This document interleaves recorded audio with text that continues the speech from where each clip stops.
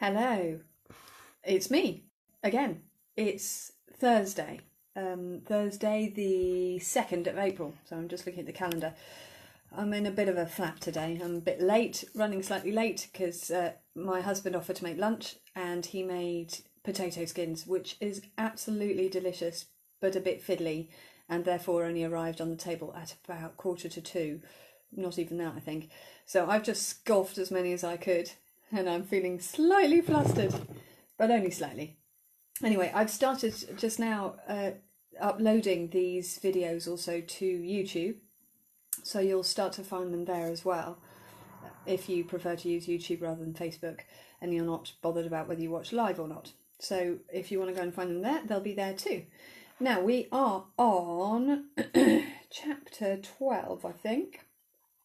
Where are we? Quite a long way through, as you can see from the pages flicking past. Oh, yeah. Keep going, keep going. Yes, we've had that too. Ah, yes. Okay, so Joe has now discovered the purpose of the feast, the big feast that they're about to have, and it is that Celestia is about to be married to somebody, but it's not somebody she's chosen. She's only 13, I think, anyway, and she hasn't chosen to marry this person. He has been chosen for her. And he's really mean and just the most unpleasant chap. So, yeah, horribly ugly. He has these nasty pustules all over his face. I know he can't help it, but you don't even want to look at him. But worse than that, he's really mean, like Tiberius, only even nastier. So, poor Celestia, this is not going to be a pleasant occasion. And Lucy says she would really, really like to come back to Joe's world with him, but of course he can't take her there. In fact, at the moment, he's still stuck where he is. He hasn't gone home. Okay, chapter 12. Right. When Joe woke up the next morning, he wasn't sure whether he was still glad to be in Lucy's world. On other days, he'd woken up with a feeling of excitement. But when he left Lucy last night, she was still so tearful at the prospect of Celestia's wedding feast that he wasn't really looking forward to it either. As he got dressed, he found himself wishing that he at least knew how much longer he was going to be staying here. Lucy looked tired but composed at breakfast. There was nobody else there, but he didn't know whether they'd eaten already or not yet come down. "Are you all right?" he asked, sitting down on the couch next to her. "Yes, thank you." She pressed her lips together. "Please don't be too nice to me, though, or I might cry again." "Right," Joe frowned. Girls were strange. Why would somebody being nice to you make you cry? "So," he said, "what do we do now?" She pushed her fruit around the plate, but didn't eat much of it. "We can do something together after breakfast," she said, without enthusiasm. "Then, after our midday meal, we get into our best clothes, ready for the feast." Joe looked down at himself. "I don't have any best clothes." "Never mind, Arethusa will find you something." "And do you—" Joe hesitated, afraid to mention Celestia in case he started Lucy off crying again. "Do you need to do anything with your sister?" "No." Lucy looked at her feet. "She'll be with my mother and her lady's maids getting ready." "What, all day?" "Most of it. I suppose this is the time when my mother tells her the things she needs to know." She pulled a face. "Like what?" Joe asked blankly. "How to please her husband, that kind of thing." They looked at each other. Joe wrinkled his nose. "Yuck." Lucy laughed. Joe felt a bubble of happiness rise in his chest at the sound of it. Lucy was the reason he most liked being here, but he hadn't seen enough of her over the last few days. Almost at once her shoulders drooped again. He tried to think of a way of cheering her up. Suddenly he remembered what he'd seen yesterday. "The feast is going to be in the hall at the end of the north wing, isn't it?" "That's right. I saw something interesting being carried in there yesterday morning. Let's go and have a look." "What was it?" "I don't know. There was a very large box under a cloth, but I swear it was making a strange noise." Lucy brightened at once. How exciting! They went back around the south wing and along the east colonnade. Slaves scurried past them, intent on their tasks. Joe could feel a flutter of anticipation in his stomach. The hall they stepped into was every bit as impressive as the entrance hall in the east wing, and it had been lavishly decorated. Halfway down the left-hand side was a platform with 6 throne-like seats beneath an archway of roses. At either end of this were 2 great pyramids of tall white candles, and all the way down the room the pillars which supported the roof had been encircled with garlands of leaves and flowers. "What's that?" Lucy whispered. Down at the far end, mounted on a pedestal, was a large golden cage, like an ornamental bird cage. Something lay on the floor of it. Joe caught his breath. "What is it?" Lucy whispered again, as they tiptoed towards it. The animal's ear twitched. "It's a leopard," Joe murmured. "What's one of those?" "One of the big cats. They hunt across the great plains of Africa." "What do you think?" A voice boomed behind them. Joe and Lucy both jumped. The leopard's eyes flicked open, and it raised its head, immediately wary. "Isn't it beautiful?" Lucullus strode down the hall towards them. "It's called a leopard. Have you ever seen anything like it?" Joe bit his tongue to stop himself from giving an honest answer. "It's a gift to our house from Salustia's new family in Rome," Lucullus went on. "It's to celebrate the wedding." The animal growled as he approached. It was crouching now, its muscles taut, its tail swishing slowly from side to side. "Be calm, you beautiful creature," Lucullus said in a soothing tone. "We won't hurt you. The slave will bring you meat very soon." Again the leopard growled. "She's wild, isn't she?" Lucullus said with admiration. "I expect she'd like to be free to roam, but she's too dangerous." "What will you do with her, father?" Lucullus looked thoughtfully at Lucy. "She'll have to stay in her cage for the feast. After that, we'll see. She shouldn't really be here, though she's a lovely gift." He put his hand on his daughter's shoulder and looked at the leopard for a few moments. The leopard looked back at him, its great amber eyes scarcely blinking. "Now then," Lucullus said, "it's time to go to the lorarium." He turned and strode out. "What's a lorarium?" Joe whispered as they followed him. "It's the shrine," Lucy said. "He makes offerings to the household gods every few days, but on special days we all go."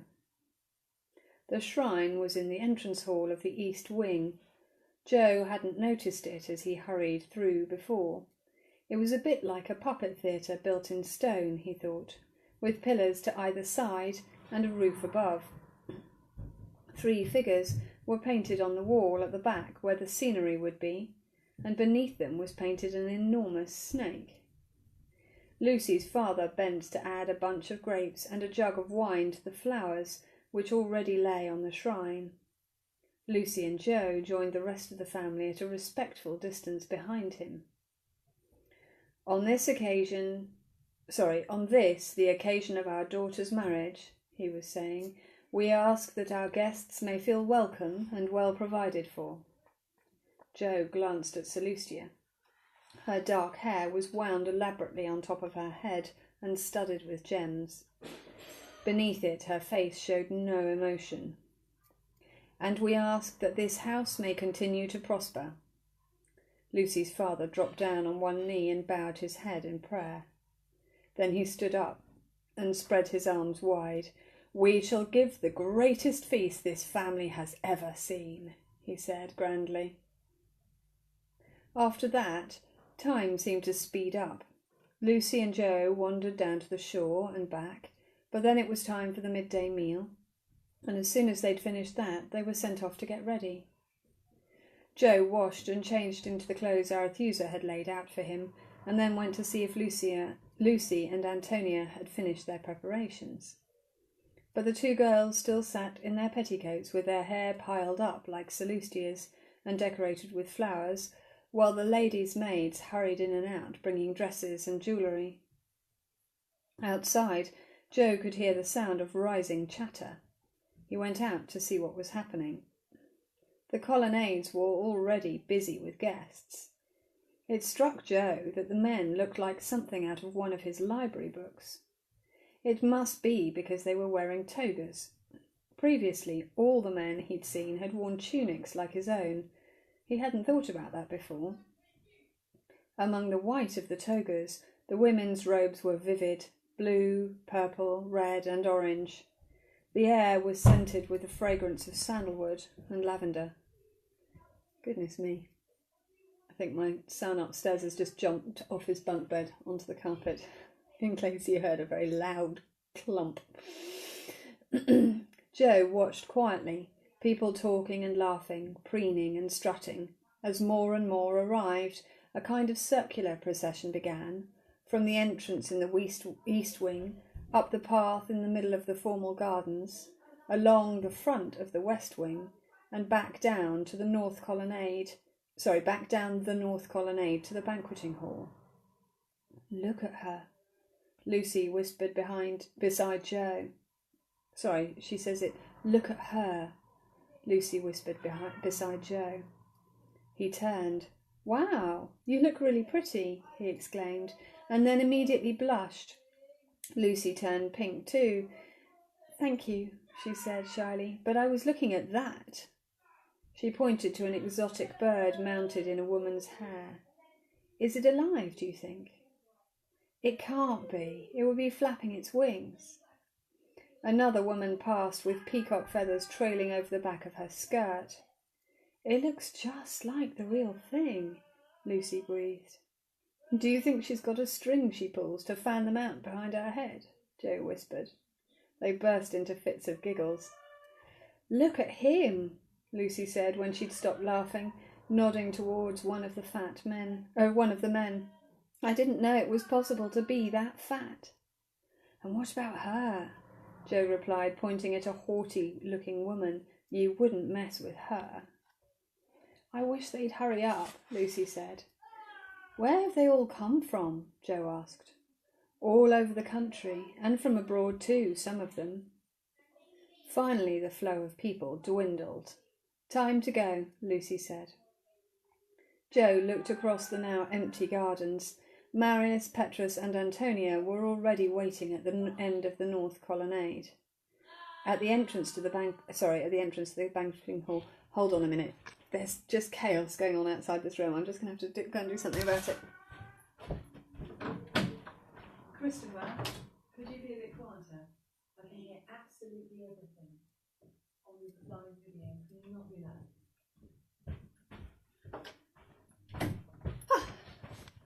Sorry about that. Goodness me. Yes, my 8-year-old and my 11-year-old seem to be roughhousing upstairs. Where am I?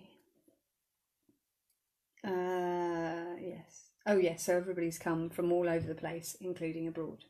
Finally, the flow of people dwindled. "Time to go," Lucy said. Joe looked across the now empty gardens.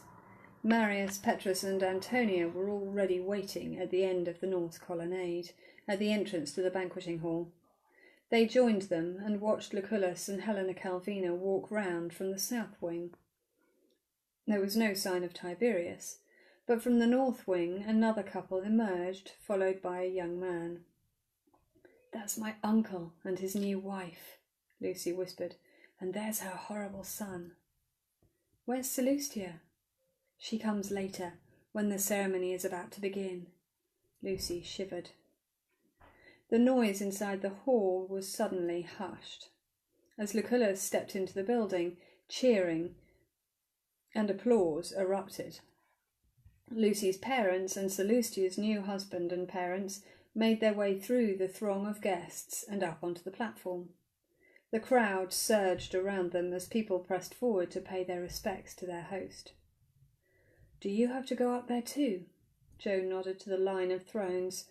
No, thank goodness, Lucy said. We can enjoy ourselves a bit, at least until the ceremony. She grimaced. Joe looked around. The hall was bright with the light from the pyramids of candles beside the platform, and from candelabras on the walls all the way down the room. This is amazing.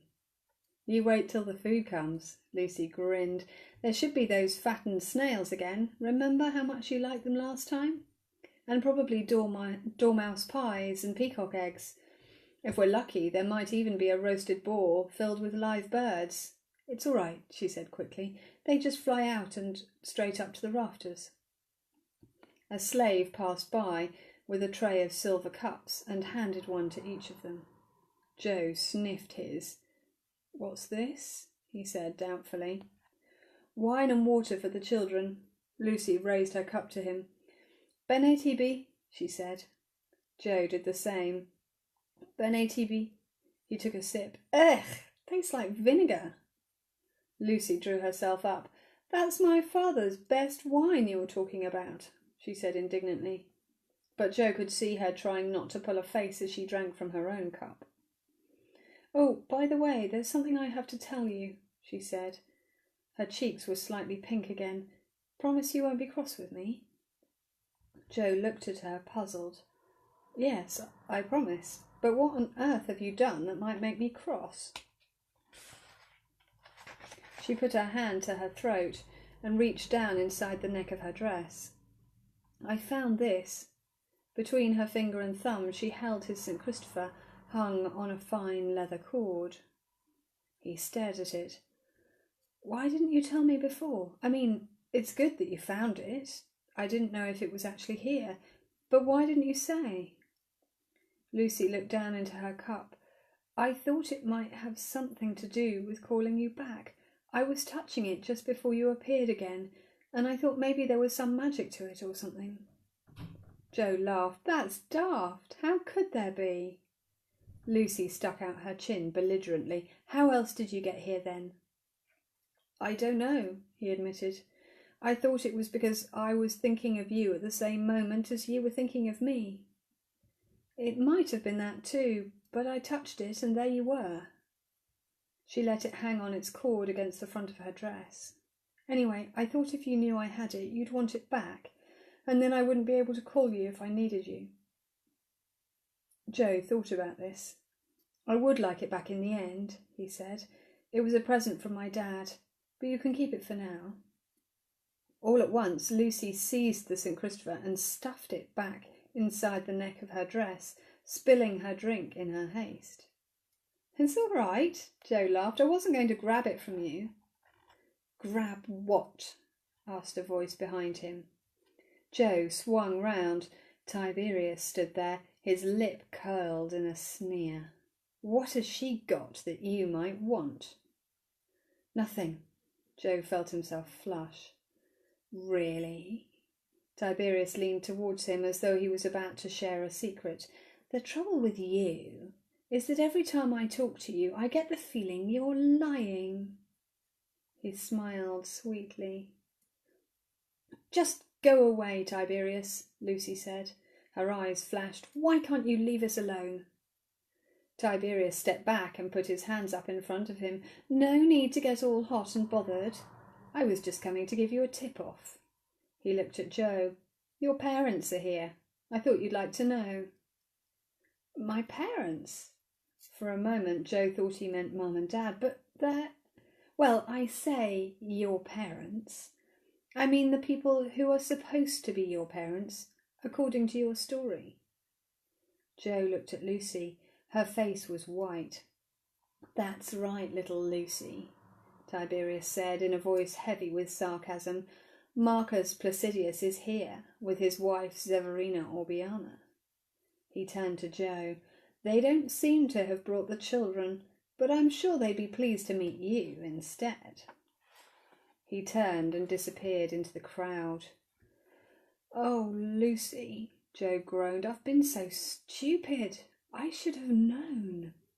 Your mother said something about Severina Orbiana coming to this feast when I went to see her. I didn't know what she meant at the time, and then I forgot all about it." He scanned the queue of people waiting to pay their respects to Lucullus and Helena Calvina, but it was no use. He had no idea who he was looking for. "What are we going to do?" asked Lucy desperately. Joe chewed his thumbnail. "I don't know. Create a distraction somehow?" "But how?" Before he could answer, an unearthly yowl filled the hall. For a split second there was silence. Then people began to scream. On instinct, Joe pulled Lucy towards him, back against the wall. A moment later, there was a tidal wave in the crowd. The guests, who had been standing at the end of the hall, began to run towards the entrance, pushing others in front of them. Joe felt his toes crushed under a man's foot as he lurched past them. "It's the Leopard!" someone yelled. "The Leopard's out! Get the guards!" Pandemonium broke out all over the hall. The screaming rose in pitch. People pushed and staggered. They slipped and tripped. They fell and trampled each other in their rush to escape. Pinned against the wall, Joe saw a flurry of skirts, open mouths, arms and legs, terrified eyes. Beneath the shouting and the thunder of feet, he seemed to hear the snarling of the cornered animal. But it wasn't so much snarling as hissing. The screaming died away, though the mouths were still open. The room seemed to fade in and out. Joe blinked. "Help me!" He caught hold of Lucy's wrist. "What's the matter?" Her face was tight with terror. "I'm going," he struggled to speak. I think I'm about to disappear." "In there!" She pushed him away from her, behind a heavy curtain which hung down beside them. But even as he slipped into it, Joe felt his grip on her wrist loosening. The gold thread of the fabric stopped shining.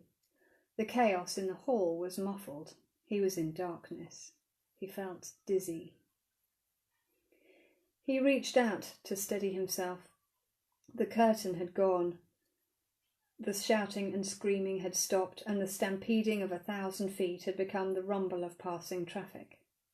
He was sitting up in bed in Dad's flat. He touched his own face, the bedclothes, his pyjamas. Then he threw himself back on the bed and let relief pour over him. So that's the end of chapter 12. We've met the leopard. Sorry, it's in mirror image. I said something about that before because I'm using my phone. It flips the image over. But we've met the leopard in its golden cage, and now the leopard is out. But Joe doesn't get to see what happens now because he's been pulled back into his own world to safety. There we are. Children who I speak to in school will know that actually there was no leopard in the very first draft of this book. I came up with the title. Titles are really difficult to come by in books. I came up with the title, The Leopard in the Golden Cage, which is, in my mind, is a metaphor for Lucy. She is this beautiful creature in this beautiful, beautiful cage trapped inside this palace. So The Leopard in the Golden Cage was a metaphor, but when I thought of it, I realised, one, you've got to have an actual leopard. If it's a book for children, you can't just have a metaphorical title. That would feel like cheating. And two, this is where the leopard fits into this wedding feast, and suddenly the book gets better. So that is actually what happened when I wrote this book. The leopard went in and the book got better. And as well as, making sense of the title. Anyway, that's it for now. That's it for today. We've got one more instalment this week, 2:00 tomorrow, which will be chapter 13. So I'll see you then.